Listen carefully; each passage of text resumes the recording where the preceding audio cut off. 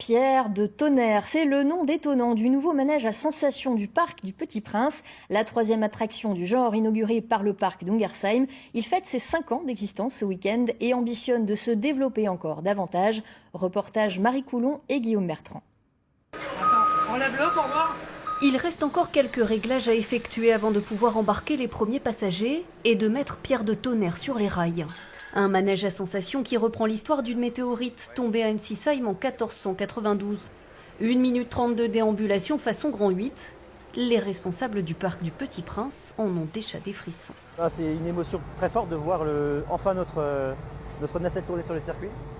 Donc là, on commence à imaginer les visiteurs qui vont aller dedans et à s'imaginer quelles sensations ils vont avoir. Donc c'est un moment très important pour nous. De l'enthousiasme et forcément un peu de pression après 5 mois de travaux. 1,5 million d'euros d'investissement. La troisième attraction lancée sur le site en 3 ans, accessible aux tout petits, destinée à renforcer un public avant tout familial. Les enfants, il y a des manèges pour eux, il y a des attractions pour eux. Ils sont contents et voilà, tout va bien. Pour les tout petits, c'est génial. Il est très content. Il joue dans tous les sens, il court, il fait plein de petites attractions et c'est vraiment sympa. Une offre élargie d'animation qui a permis au parc de booster sa fréquentation. Plus de 200 000 visiteurs enregistrés en 2017, mais aussi de faire bondir son chiffre d'affaires de 50% l'année dernière.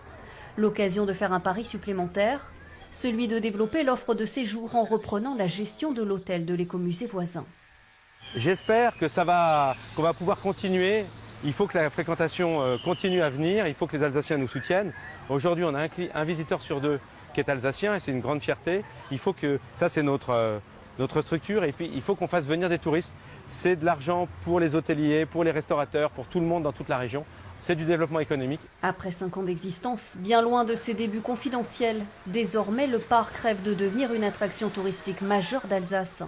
Le Petit Prince n'a pas fini de rêver, la tête dans les étoiles du succès.